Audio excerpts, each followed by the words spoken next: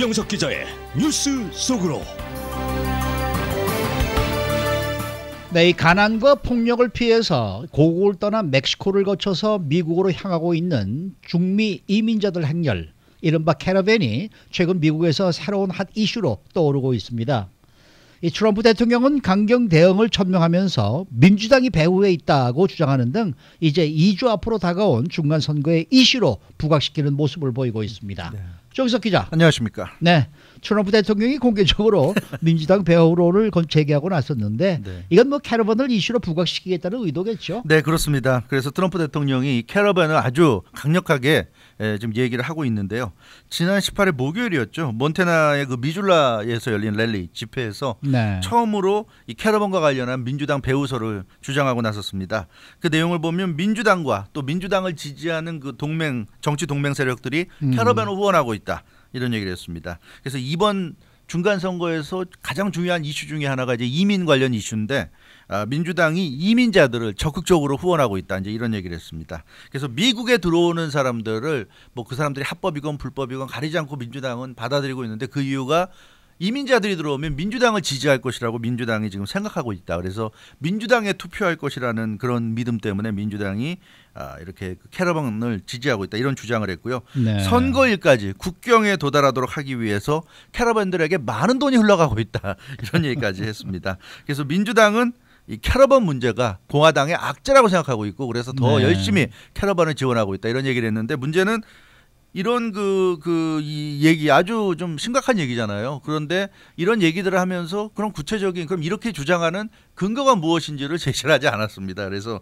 이 민주당이 배후에서 캐러밴 문제를 조정하고 있고 뭐 돈이 흘러가고 있다는 얘기까지 했는데, 그럼 그렇게 얘기하는 근거가 뭔지를, 소스를 밝히지 않아서 결국은 이게 그 트럼프 대통령의 결국은 정치 공세가 아닌가, 말의 신빙성이 좀 떨어지는 게 아닌가, 이런 느낌이 있고, 그렇지만 어찌됐건 이 트럼프 대통령이 이렇게 그 중간 선거를 이제 얼마 남겨놓지 않고 있는 상황에서 대놓고 이렇게 캐러밴 이슈를 공개적으로 이렇게 부각시키는 것은 그만큼 이것이 이슈화되면 될수록 공화당에 나쁠 것이 없고 민주당에는 악재가 된다는 이런 판단이 확고한 것 같습니다. 그런 이유는 이 불법 이민에 굉장히 이제 민주당이 이제 호의적이잖아요. 미국 내에 있는 불법 체류자들에 대해서 호의적이고 뭐 관용적이라고 할 수 있는데, 이제 그런 그 불법 이민자들과 관련된 이슈가 이런 캐러밴과 맞물리게 되면 아무래도 미국 국민들에게 사이에서는 이제 부정적인 여론이 확산될 수 있기 때문에 그런 것을 이제 트럼프 대통령이 노린 것이 아닌가, 그렇게 보여집니다. 그래서 이 이민자 문제에 대해서 이민 정책이라든가 불법 이민자들에 대해서 원칙적인 대응이라는 그런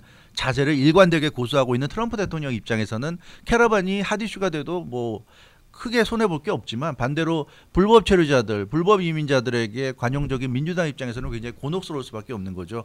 그렇다고 해서 이민 문제에 대해서 스탠스를 바꿀 수는 없고요. 민주당이 이제 와서. 그렇죠. 그렇기 때문에 캐러밴 이슈가 확산되면 확산될수록 이민에 대해서 좀 반대하는 여론이 높아질 가능성이 있기 때문에 의도적으로 좀 트럼프 대통령이 이 캐러밴 이슈를 키우고 있다는 것이 대체적인 분석입니다. 자, 트럼프 대통령은 지금 이 캐러밴 행렬이 입국하기를 민주당이 바라고 있다. 네. 중간 선거에서 승리하기 위해서 민주당이 배후에 있다, 이렇게 주장을 하고 있는데, 그렇습니다. 사실 이 캐러밴 행렬이 들어온다고 하더라도 이들은 투표권이 없기 때문에요. 그렇죠.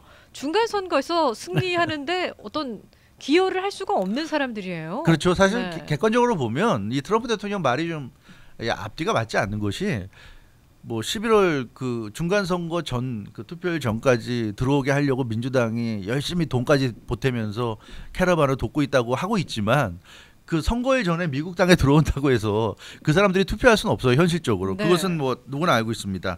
시민권자만이 미국에서 투표할 수 있잖아요. 그렇죠. 합법적으로 미국에 거주하는 영주권자라도 안 됩니다. 투표를 못하고 올리 시민권자만 할 수 있기 때문에 현실적으로는 말도 안 되는 소리지만, 그러나 트럼프 대통령이 이런 주장하는 이유는 지난 2016 대통령 선거 때도 그랬지만 이 선거권이 없는 사람들이 투표에 참가하는 그런 경우가 있을 수 있다. 사실 그 부분은 정확히 확인되지 않았기 때문에 저도 뭐 100% 그렇다는, 그러니까 그런 일이 있었다고 장담할 수는 없는데, 그러나 이 예를 들어서 2016 대통령 선거 과정에서 우리가 기억나는 것이 민주당 경선 과정에서 실제 대통령 본선이 아니라 그 전에 경선에서 버니 샌더스와 힐러리 클린턴이 맞붙었던 경선 과정에서 민주당 대의원들의 어떤 이 등록 과정에서 민주당 중앙선거관리위원회 민주당 쪽에서 그것을 이 관리하는 차원에서 뭐 고인지 실수인지 모르지만 누락을 시킨다거나 그런 식으로 해가지고 원래 선거를 투표를 할 수 있는 사람들이 대의원들이 투표를 못하는 상황도 벌어졌고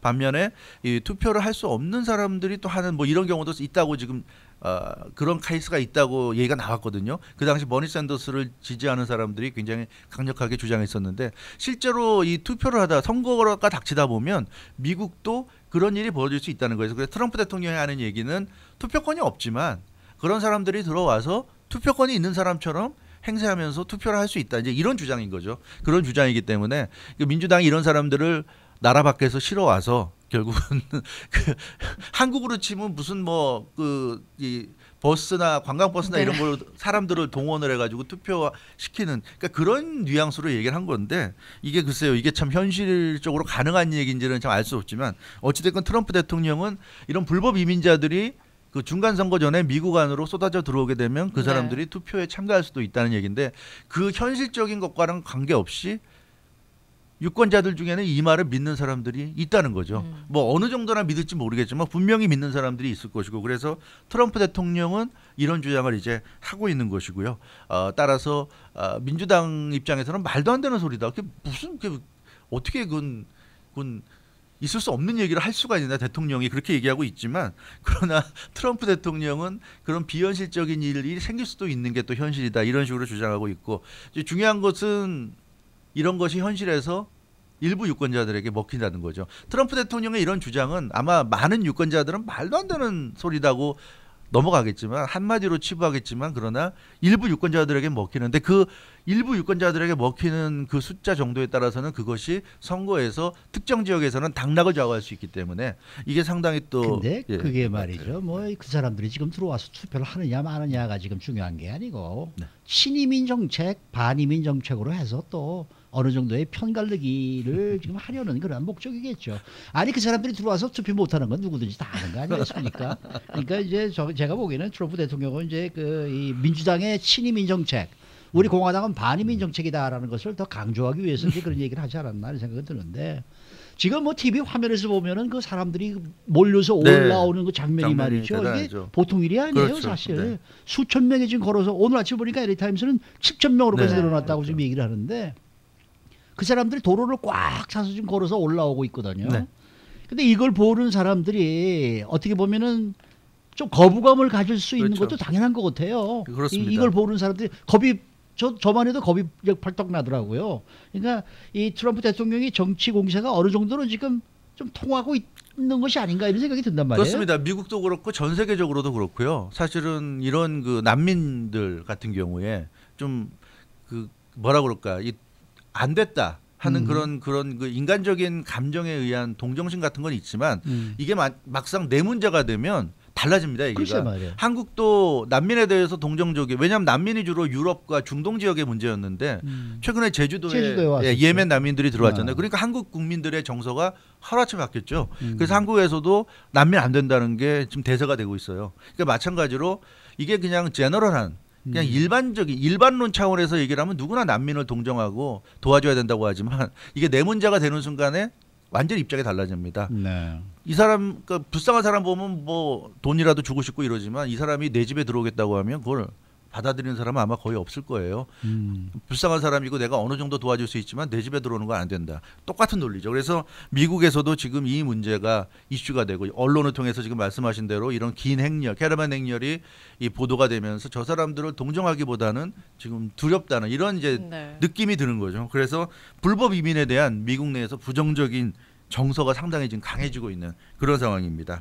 그렇기 때문에 이 캐러반을 할 정도로 사실 고국을 떠나서 이렇게 장거리를 걸어서 갈 정도라면 그것도 앞날이 불투명한 그런 곳을 향해서 이렇게 간다는 것은 저 사람들 입장에서도 정말 하기 어려운 결정을 한 것인데 그럴 정도로 저 사람들 상황은 좀 최악이라는 얘기인데 그럼에도 불구하고 미국의 여론은 동정적이지 않다는 거죠. 홈레스랑 똑같은 거예요. 그렇죠. 홈레스에 대해서도 일반론적으로 누구나 다 동정할 수 있는 거지만 이게 내 주변에 홈레스가 나타나고 막 홈레스 텐트가 세워지고 이러면 싫은 거죠. 또 홈레스 쉘터가 건설된다고 하는 것도 다 싫어하고 그러는데 그런 것과 거의 비슷한 거죠. 그렇기 때문에 이런 문제가 핫 이슈가 될수록 이 불법 이민자들에 대해서 어찌됐건 강경한 입장을 취하는 트럼프 대통령이나 공화당에게 유리할 수밖에 없다. 왜냐하면 이런 그 캐러반 같은 이슈는 논리적인 이슈가 아니라 감정적인 이슈에 들어가기 때문에 민비죠, 민비. 네, 그런 현상이죠.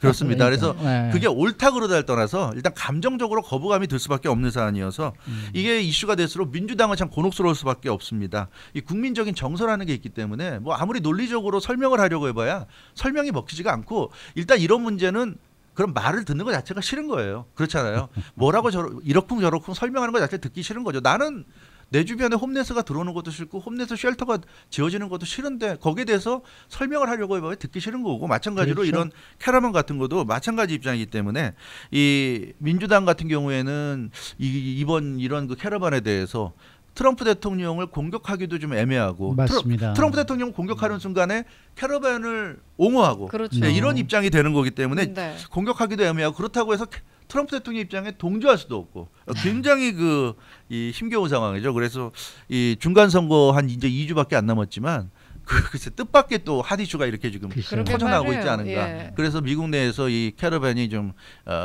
단순한 그런 그 캐러반 본연의 문제를 떠나서 이게 선거와 맞물려 버렸기 때문에 이게 그 과도한 그런 또 정치적인 핫 이슈로 급부상하고 있는 그런 상황입니다. 네. 자, 일단 트럼프 대통령은 이 캐러반을 중간 선거의 어떤 네. 이슈로 부각시키는 데는 성공을 했습니다. 그렇습니다. 근데 다른 측면에서 보면요.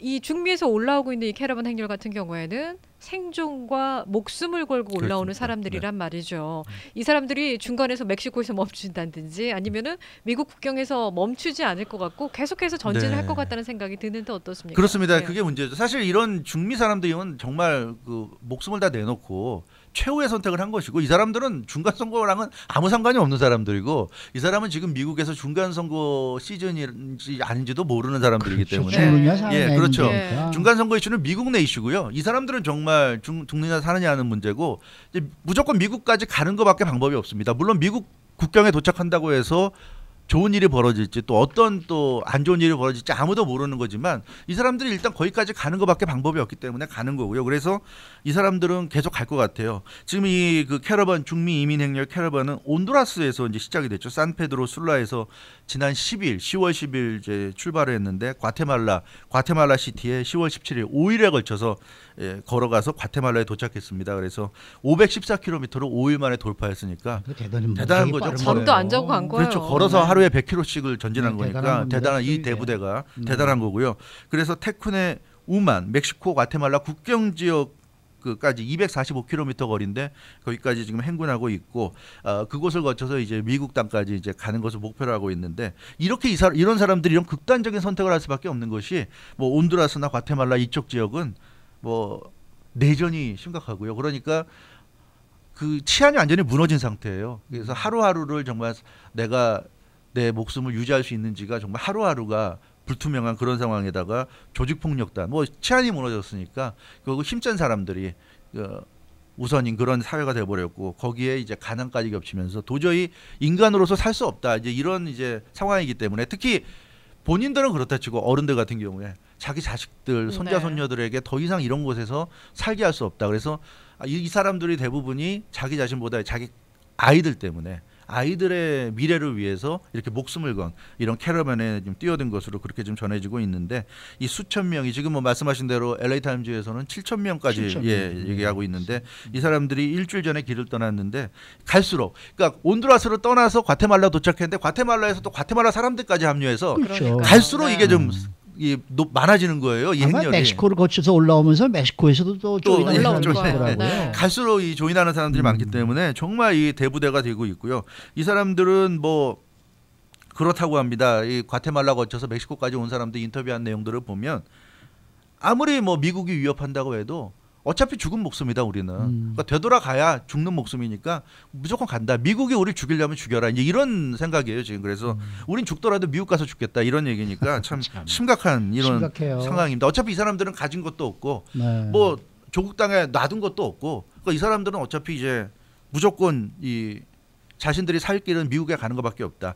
국제법상으로 이제 난민의 지위를 획득할 수 있는 아마 조건에 될 것 같기도 하지만 문제는 근데 이 사람들이 개인이 아니라 너무나 많은 사람들이기 때문에 네. 트럼프 대통령 같은 경우는 이제 나라 안으로 절대 들일 수 없다는 입장이 확고한데 좀 어떤 상황이 될지 우리가 지금까지는 중간 선거 이슈로 얘기했지만 이 문제는 사실 선거 이슈 문제가 아니라 정말 그 인도적인 차원의 인간의 어떤 인류애적인 그런 맞습니다. 차원의 이슈이기 때문에 네.